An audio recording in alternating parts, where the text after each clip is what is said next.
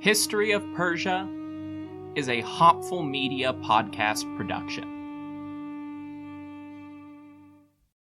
This holiday season, give yourself the gift of quick, easy, flavorful, and nutritious meals. Factor is America's #1 ready-to-eat meal delivery service, and they can help you eat well for breakfast, lunch, and dinner. Factor meals are chef-prepared, dietitian-approved, and delivered to your door, ready to eat. So you can save time and stay healthy while staying on top of all your holiday responsibilities.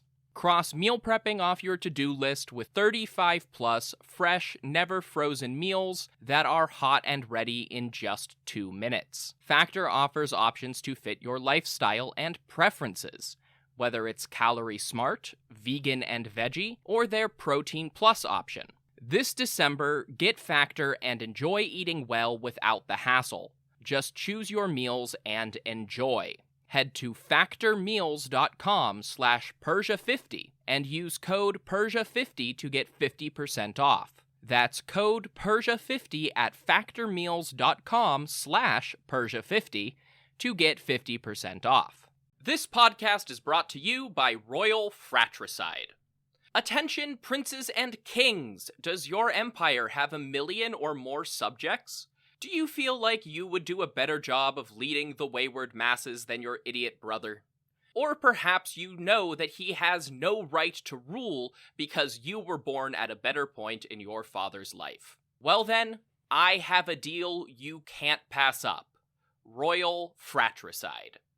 Simply attach 1 bottle of fratricide to the end of your spear and apply it liberally to any siblings you think might threaten your ability to claim the throne. Whether they have your father's favor, a cohort of annoying priests, or just bother you sometimes, Royal Fratricide will secure your position in the history books. Go to historyofpersiapodcast.com/Royal Fratricide and use promo code BROTHERS to get 10% off your kingship today. Royal Fratricide does not take responsibility for any coups, plots, or usurpations resulting from use. This ad is to be considered parody. Hopful Media does not endorse X sides of any sort. Please stab responsibly.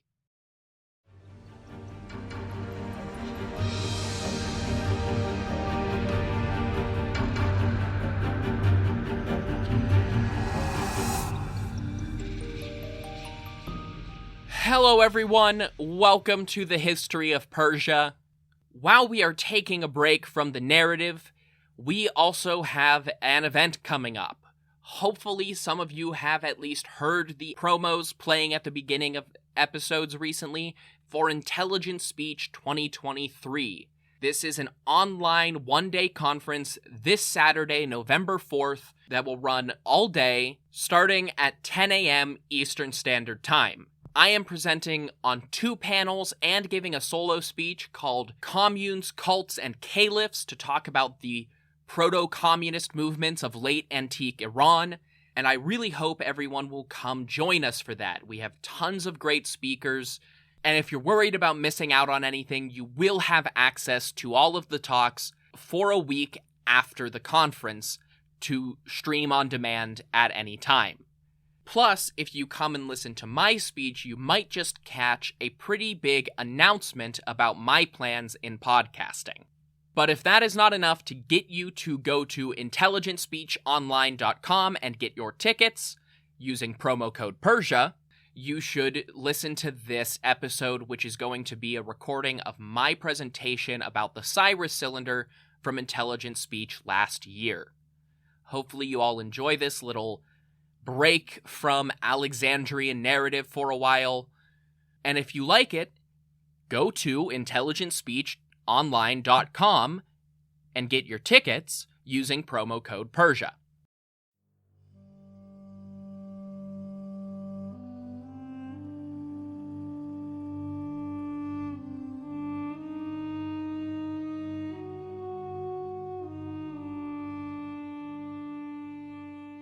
Hey, Trevor. Hello.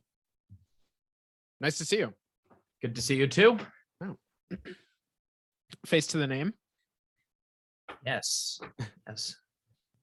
Well, so while we're waiting the next minute here for everybody to get in, I am your host, Jack. I do not work for Zoom, but I am here for support. So if you have any issues with the chat or anything like that, just message me and I'll see what I can do.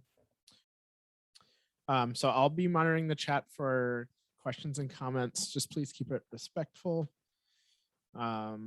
This will be 20 minutes of presentation followed by 20 minutes of questions, as you're probably used to by now since we're more than halfway through this. You can ask the questions by either typing them in the chat box and I will get to them, or you can raise your hand, but don't click on the Q&A button and type anything in there. And then this is Trevor Cully. He is the host of the History of Persia podcast. So why don't you go ahead, Trevor? All right. Well, hello, everyone.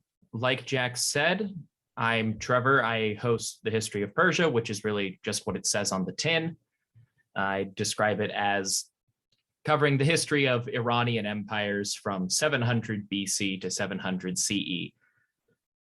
And today, I've got a little bit of a presentation, if it lets me bring that up.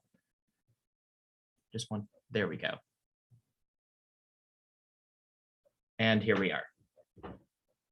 So I have it as Ancient Persian Propaganda, Past and Present, which is a big alliterative title to say that I'm going to be talking about how the same document has been used for the last 2,500 years at different points to achieve different groups' political ends. So for this presentation, I do want to clarify what I mean by the word propaganda. Propaganda is really just any government messaging intended to convince you of something. People like to go straight to Goebbels or Stalin or whoever when they don't like the messenger and call it propaganda, but they probably don't think of the BBC or Saturday morning PSAs or, frankly, most Michael Bay movies. They should, but they don't. Propaganda is just anything where someone is trying to convince you from the government. There we go. Okay, great. So the other thing I need to get out of the way up top is the words Persia and Iran. Mostly for the last 2,500 years, Western sources can use the two interchangeably.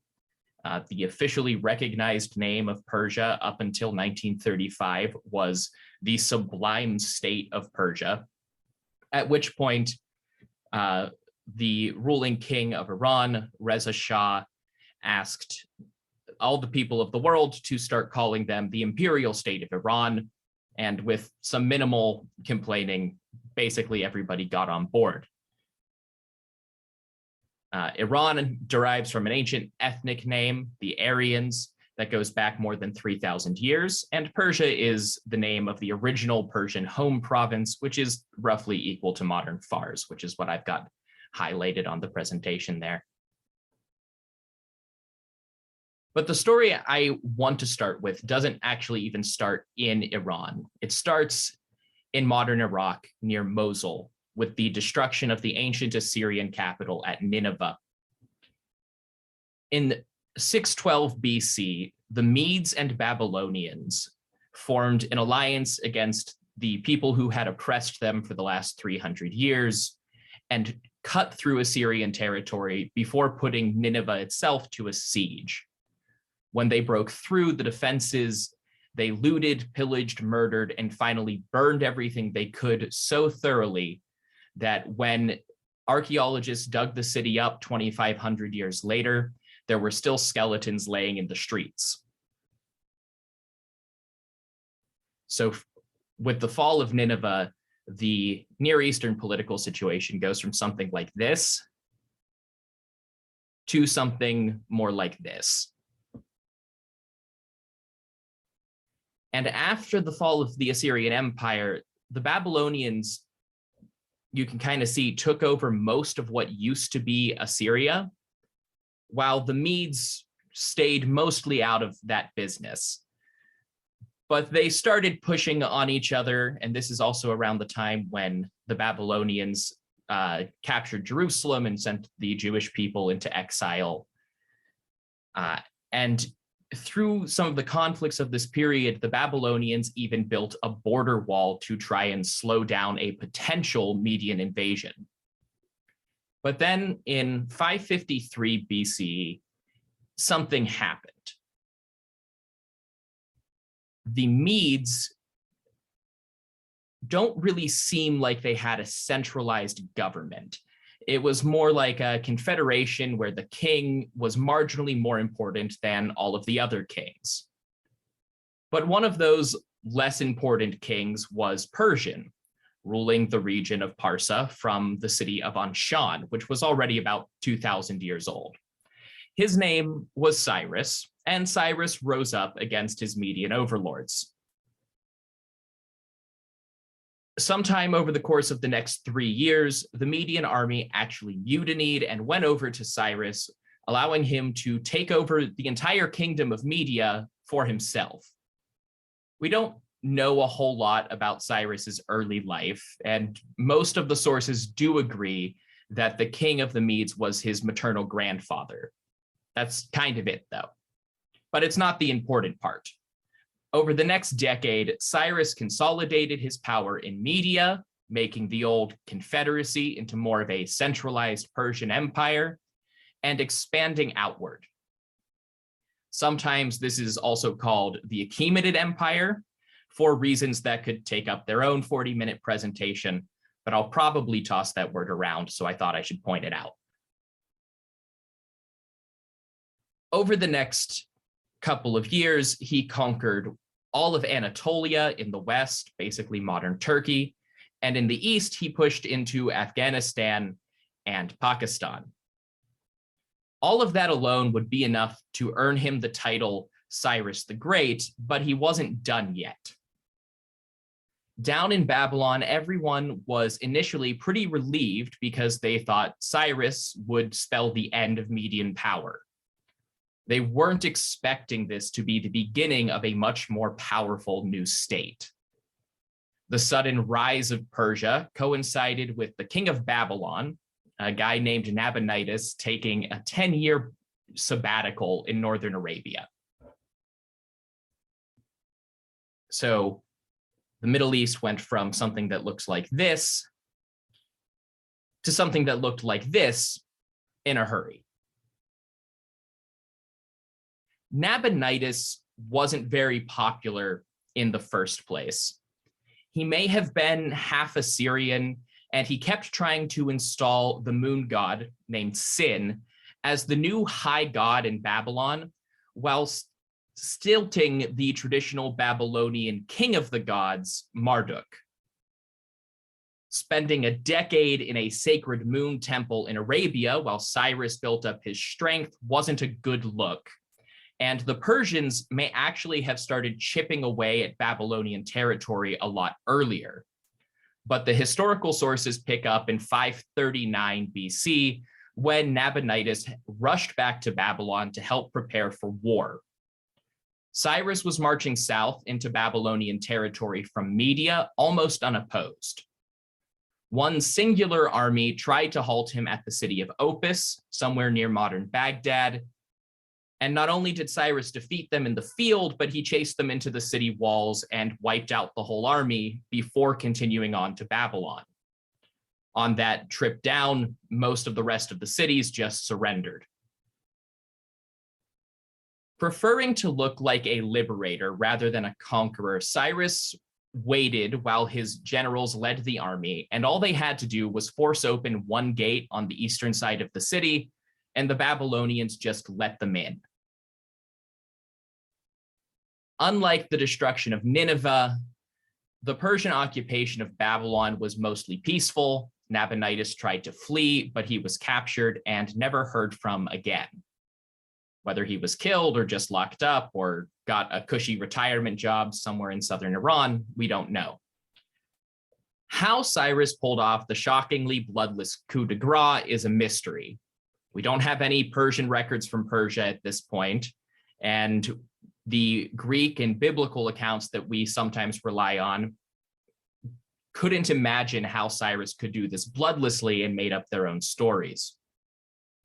But the Babylonian sources are all consistent about the story. It was peaceful, and none of them still reveal why Babylon surrendered. But the most famous one presents a fantastical version of the story, and this is the Cyrus cylinder. It was a message from Cyrus the Great to the people of Babylon. And the actual clay tube that archaeologists first discovered was buried in the foundations of the Temple of Marduk, which was an old Mesopotamian tradition. But the same message was reproduced and read out in public. The proclamation told the story of Cyrus's rise in Babylon as a servant of Marduk, god of gods and patron of the city itself. According to the cylinder, King Nabonidus spurned the temple of Marduk in favor of the moon god and was trying to make Marduk abandon the city. The implication is that Babylon would then have fallen to ruin if he succeeded, but instead, Marduk scoured the earth and found a suitable replacement. And all of my translations today are going to come from Matt Waters' very recent translation of the cylinder because it was open on my desktop at the time. The story goes like this. Marduk searched thoroughly for a just ruler, one who he favored in his heart. Marduk took him by the hand, this Cyrus, king of Anshan. He summoned his chosen one, named him to rule over all. Marduk compelled Gutium and the Medes to bow at Cyrus's feet. All of humankind Marduk delivered into Cyrus's hands. Cyrus assiduously shepherded the truth and justice. Marduk, the great lord, nurtures his people, joyfully discerning Cyrus's good deeds and his righteous heart. That is the only explanation for why Babylon opened its gates. Cyrus was the chosen one of their god, so they had to. The best assessment that historians can offer is that this reflects a real story of the priests of Marduk acting as a fifth column and turning the people and the nobility against Nabonidus. The cylinder also has elements of praise and propaganda to build up Cyrus and tear down Nabonidus. By describing the outlying cities of Babylon, it says, "The gods who dwelt within them abandoned their temples, angered because Nabonidus compelled them," meaning like the cult statues, "into Babylon. Marduk, the august lord of the gods, then turned toward their dwellings, which he had abandoned." But then a few lines later, we get this other passage, which describes how Cyrus released the gods and cared for the sanctuaries, relieving people from their bondage because Marduk was telling him to. So rather than harming any gods or people, Cyrus actually relieved the suffering masses of Babylon. And from there, it goes on to hype up Cyrus with some routine king stuff about how everyone brought him treasure and tribute, and he had all of these lovely royal titles. And it wraps up with some kind of disconnected feeling, boasting about important building projects. We can see in this proclamation a message that Cyrus was not a conqueror, but he was there to restore Babylon and bring it into a wider world, which was all sanctioned by Marduk, king of the gods. Divine inspiration aside, none of that really seems to be a lie. Cyrus was renowned across many later historical sources for his generosity to the defeated, and the physical evidence from Babylon mostly agrees with his peaceful claims. The biggest falsehood seems to be exaggerating how neglectful Nabonidus was, which is pretty par for the course when you're trying to tear down your enemies. Cyrus died in 530 BCE, fighting somewhere on his northeastern frontier. whether that was fighting the fearsome Dahai Confederacy, a blood-drinking warrior queen, or Indian elephant riders, depends on what source you're reading. The empire he built lasted for another 200 years of ups and downs until Alexander of Macedon, another the Great, conquered it and got to call himself King of Asia for all of a minute before his successors tore it apart. Over the next few centuries, Babylon was basically lost to history before colonialist European archaeologists got permission from the Ottoman Empire to dig it up in the 1800s. Oop, too far. One of these digs was sponsored by the British Museum, and in March 1879, they uncovered the Cyrus cylinder, bringing it into the light for the first time in more than 2,400 years. The archaeologist leading this dig, I think, deserves some special note, because despite working for the British Museum, he was actually a native Assyrian from northern Iraq. Hormuzd Rassam was probably the first Middle Eastern archaeologist, and in addition to the Cyrus cylinder, he also gets credit for discovering the Epic of Gilgamesh. In and of himself, his life story would also make for another 40-minute presentation. While Rassam kept working in Iraq, the cylinder was sent back to Britain to be translated, and the Cyrus cylinder caused the biggest stir out of most of the artifacts he found. Of course, that's a stir in the ancient history community, so it was still pretty small as cultural stirrings go. In addition to being a source for Cyrus the Great, late 19th and early 20th century Jews and Christians were especially interested in how the Cyrus cylinder seemed to validate the biblical narrative for the same period, especially if you squint at it in just the right way. Cyrus the Great is credited with freeing the Jews from their captivity in Babylon, though most of the actual migrating back to Judea happened a couple of decades later. Some lines from the Cyrus cylinder about being chosen by Marduk and how he triumphantly entered Babylon do bear a striking resemblance to Isaiah chapter 45, which was written around the same time and describes similar events. However, biblical scholars also latched on to another part of the Cyrus cylinder, which is that quote I read before. Within Babylon and all its sanctuaries, I diligently cared for their well-being as for the people of Babylon and those who neither in accord with divine will nor destiny were forced to bear hardship until I soothed their fatigue. I just told you that this is about Cyrus treating the Babylonians and their cult idols well instead of looting their homes and temples. That is how historians interpret it, but in the late 19th century, it was given new life as a description of how Cyrus allowed people who had been deported to return home, most especially in the case of the ancient Judeans. That's not what it says historically, and it shouldn't be. It was a very targeted message for the people of Babylon. The exiles did return home, but the actual proclamation where Cyrus ordered that is lost to us. But it hasn't stopped almost 140 years of religious readers from reinterpreting the Cyrus cylinder. And it's that interpretation that helped lay the groundwork for the next and ongoing arc in the cylinder's story. So if you fast forward about 3/4 of a century to the imperial state of Iran, you find the 1953 coup d'etat in which Mohammad Reza Shah Pahlavi just barely clung to power. Over a conflict regarding oil rights mostly, there was a coup featuring some combination of the CIA, MI6, native Iranian anti-communism, and the likes of Kermit Roosevelt and Winston Churchill.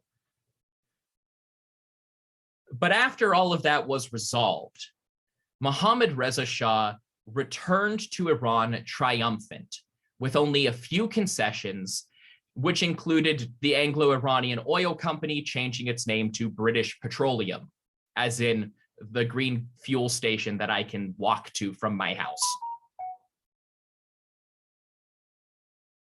For a moment, the pro-Western general who led the pro-Shah coup looked poised to become the real power behind the throne, but Mohammad Reza put a stop to that quickly and began a series of top-down reforms. He banned major opposition parties, and he started playing international interests off of one another. It was a big turnaround from his early life as a kind of timid ruler, which is how you got that whole coup scenario. But a decade after the coup in 1963, he started what he called the White Revolution. This was a series of sweeping social and modernization reforms that included women's suffrage, environmental protections, selling both public and private stock to workers, price fixing, and free public education. And you can see here the very first time women cast their vote in Iran. These were all broadly positive ideas, but they were so sweeping and sudden that the rollout was shaky, haphazard, and uneven, and drove a lot of deficit spending in Iran. It drove criticism from both people who wanted to benefit but couldn't, and those who were naturally opposed, like landowners and the conservative clergy. Ultimately, these policies had to be held up by brutal crackdowns, and it was a period of simultaneous social progress and repression. But part of this included a revival of the Cyrus cylinder. The Shah delved deep into the history of the Achaemenid Persians, and in 1963, he published a book laying out the program for his White Revolution with this passage that you see on the screen. The book has never truly been translated into English, so this is my own translation based on some shaky OCR, so bear with it just a little bit. The history of our empire began with the famous Declaration of Cyrus, referring to the Cyrus cylinder, which is the most brilliant manifestation of liberty and justice in all of human history. According to this charter, for the first time, the right to freedom of opinion and other human rights it concerned had to be given to all the peoples of imperial nations. These were freedom from looting and pillage, which was the accepted method, and slavery ended. Since then, this country has almost always been a shelter and refuge for all members of minorities of any kind. Which is a great concept, but basically everything in that paragraph is nonsense. Historically speaking, were Cyrus's conquests more lenient than some of his predecessors? Yes, but not remarkably so. He didn't end slavery or offer shelter to all minorities. He certainly didn't guarantee freedom of opinion or a concept that we could even equate to human rights. Nobody in antiquity did. Universal human rights, regardless of status, caste, and creed, are very modern concepts. And the earliest surviving suggestion to abolish slavery is from the 5th century CE, almost 1,000 years later. But where Mohammad Reza Shah got this interpretation is basically anybody's guess. Looking strictly in the Cyrus cylinder's text and history, the only explanation is that the same passage we've looked at before got reinterpreted. It's that passage about freeing the oppressed gods of Babylon and sending them back to their temples. But there is a fake translation that has circulated the internet that may have come before or may have come after Cyrus or Mohammad Reza Shah wrote The White Revolution. I don't love to put a ton of this fake translation out there, but it's worth pointing out just how abrupt the change is, because the first half of the quote unquote fake translation is just the regular Cyrus Cylinder translation. And then this extra bit is tacked on. It suddenly switches from talking about Marduk and Anshan to Ahura Mazda and Persia.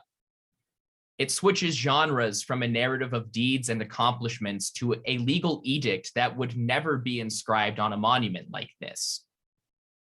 Never mind lines like, I will never resolve on war to reign, or I will not oppose my monarchy on any nation. We're talking about a man who died trying to expand an empire by force.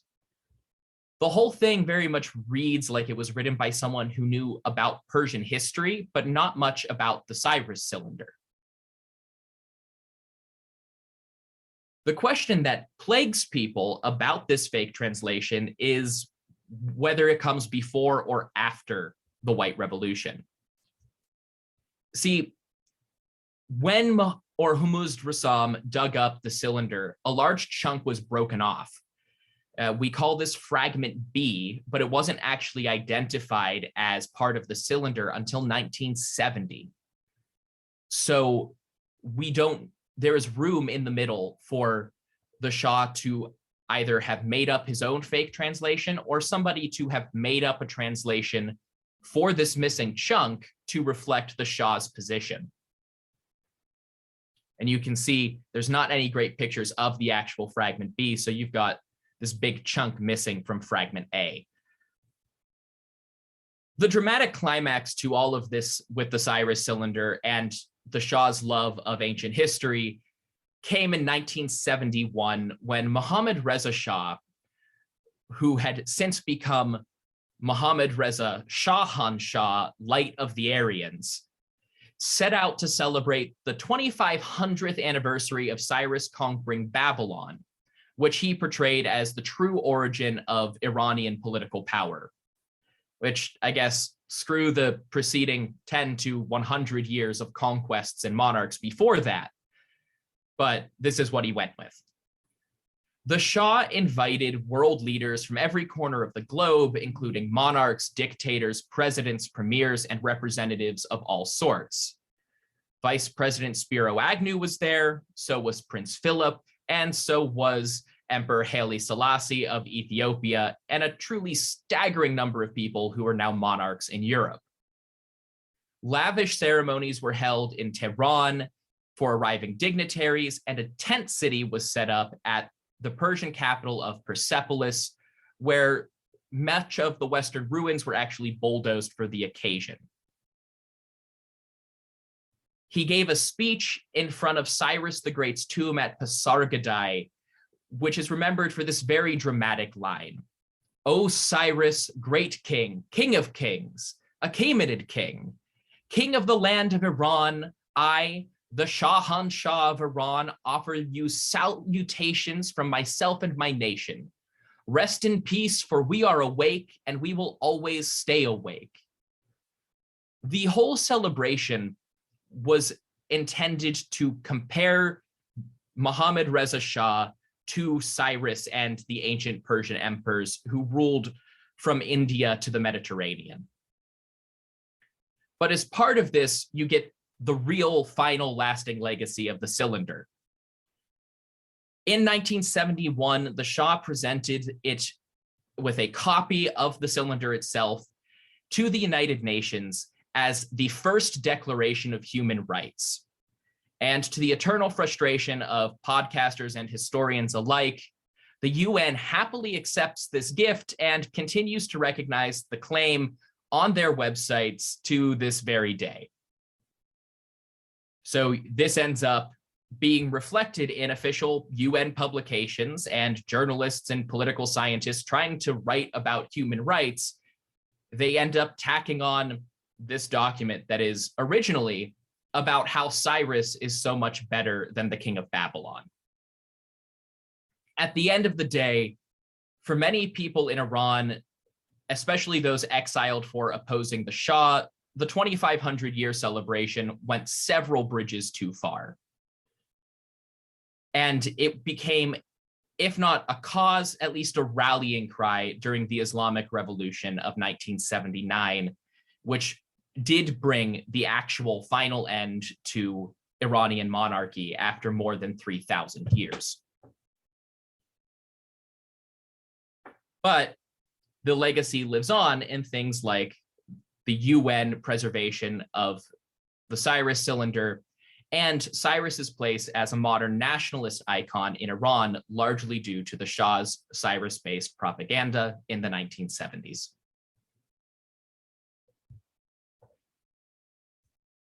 And now I think we'll transition over to the questions.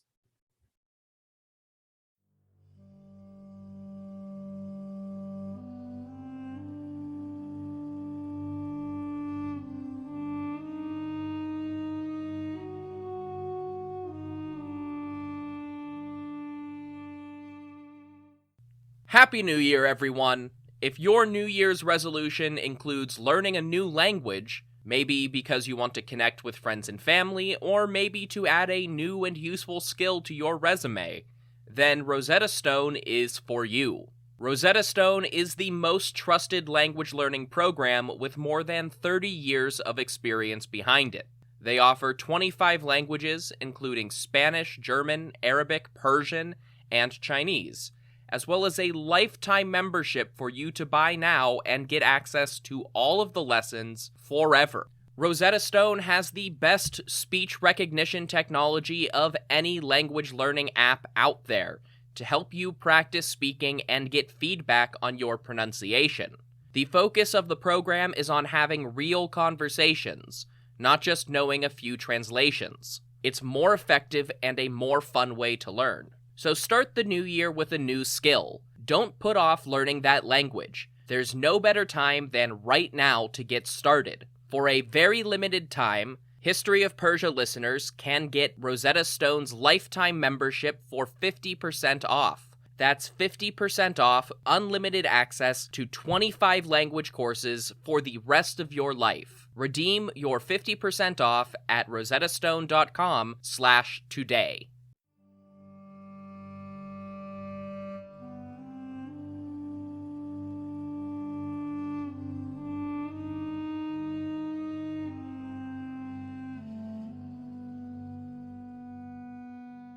Okay, Derek.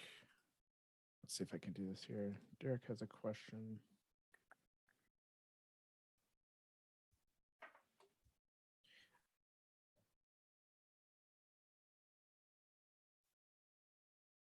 Here we go. Okay. There you go, Derek. Oh, perfect. Thanks. Yeah. So with this now, with I guess comparatively, was the movement of the Shah influential in terms of, say, like the neighboring later Saddam Hussein and his envisioning of rebuilding things like Babylon and reinstating that Iraq nationalism, or was this kind of like a unique circumstance? Because I mean, when you look at Europe, you have very similar things like portraying like characters like Arminius or Boudica. Was the Shah like the first major attempt in the Middle East to try to call back to this pre-Islamic history as a rallying cry against maybe even Western powers in the case of Saddam? I'm not sure if he was the first. There are certainly elements of it in the early days of the modern Israel-Palestine conflict too, on both sides. But as one of the first major secularizing powers to kind of call on that legacy, yeah, I think the Shah was the first, though I don't know how much you can directly tie that to some of Saddam Hussein's Babylon stuff. Okay, Cass Amini has a question. Go ahead. Oh, well, first of all, thank you, Trevor. Yeah, I've been a long time listener to the show. Really enjoyed.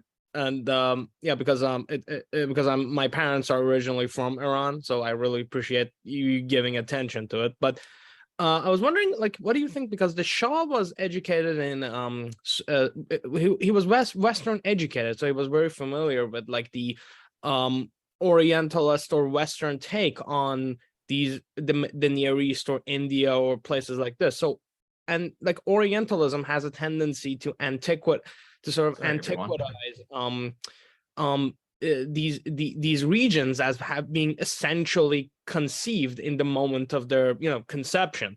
So how much of an influence you think he got from that to think that no, this is the original identity of Iran and we're gonna restore it? Or because the British did something similar in India where they defined a group of people as essentially Hindu and the others as Muslim. Well, the truth was sort of like much more complicated than that. I think that's a huge part of it. Iran was independent from colonial powers, but always underneath of them. And like you said, the Shah was, I think, educated in France. So he definitely took the stance that the Persian Empire is the beginning of Persia. And within his own lifetime, that had been Iran had still been called Persia. So he definitely took the stance that this was some kind of historical ethnogenesis for his culture. I just like pointing out that for some reason he picks the end of Cyrus's conquests to mark that period. I guess it's sort of like it sort of has a teleological quality to it that this development was always supposed to end in universal human rights. So this sort of snippet that Grant sort of like said that yes, the Cyrus is not as terrible as the Assyrians is somehow always going to it's preceded modern human rights by 2,500 years, which is it's taken up by pan-Iranist activists, much to my frustration, as they essentially latch on to this and say that no, we're always sort of like this, but no, yeah. In regard to that, I actually have in here, I have these two images which I love as a comparison of in modern Iran. Of Persepolis still has the ruins of the original Western city. Mohammad Reza Shah built on top of it. And simultaneously, you have Cyrus growing as this kind of nationalist, kind of youth icon. And both of them are simultaneously expressions of very real things in the modern Iranian zeitgeist and an entirely ahistorical understanding of what Cyrus actually did. Yes, but exactly. I don't think that necessarily invalidates his use as a icon any more than any other historical figure has been appropriated in any other culture. Yes. But again, it's kind of funny that most people who quote the cylinder or cite examples of his universal tolerance and attach it to a nationalistic sort of worldview don't know that many of the accounts we have of him are from Greek sources. So no, and I'll have a podcast episode about this. I did a write-up on the Ask Historian subreddit.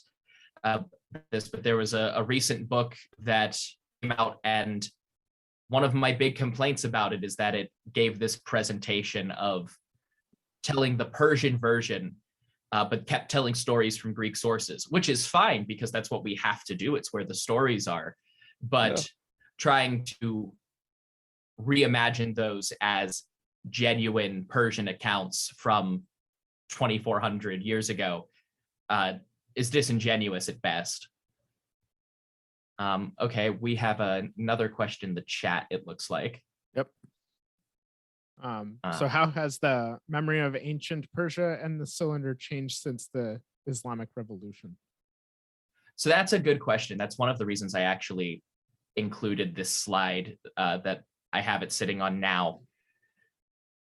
The Islamic Revolution, is kind of a misnomer because the actual process early in 1979 was every anti-Shah faction trying to get their slice of a post-monarchy settlement. But over the next year and a half or so after the actual revolution, as the mullahs solidified power, there was a push to destroy sites like Pasargadae and Persepolis. I don't remember the name of the specific cleric, but one of the revolutionary clerics was leading bulldozers to Persepolis and was only stopped because the local people, turned out in droves to block him off.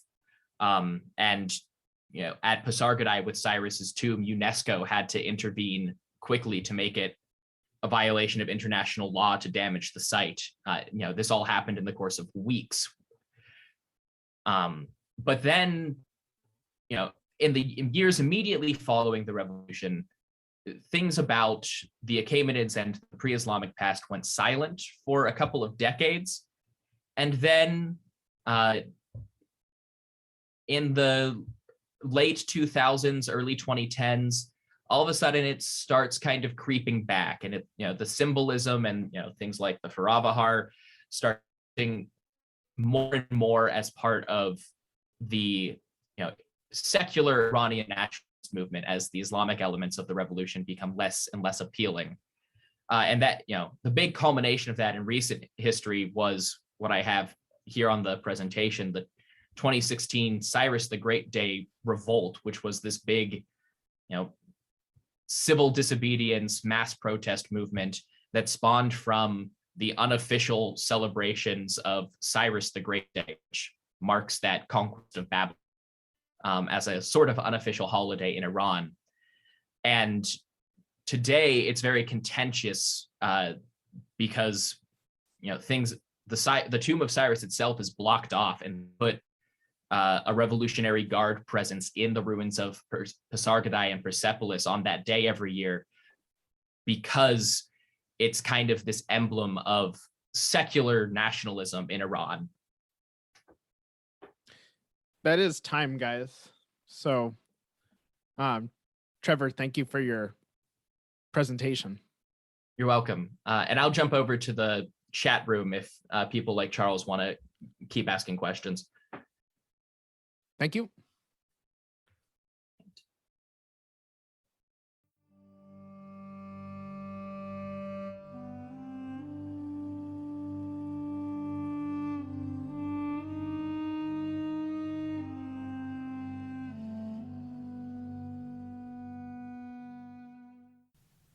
If you want more information about this podcast, you can go to historyofpersiapodcast.com.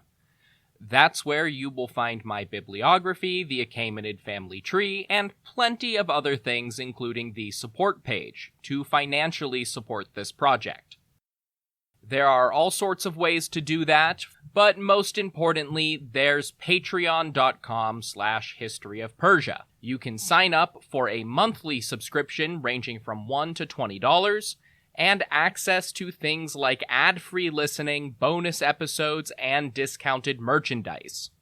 Even if you don't want to subscribe, you can also visit the show's store, either through historyofpersiapodcast.com or historyofpersia.launchcart.com. You can also support this show for free by leaving a rating or review on your podcast app of choice. I always love to see your feedback, but even better than that, tell your friends to listen to the History of Persia. Share it on social media at History of Persia Podcast on Facebook, Instagram, and Threads, and just History of Persia on Twitter, and everything else that's trying to be Twitter. Thank you all so much for listening to The History of Persia.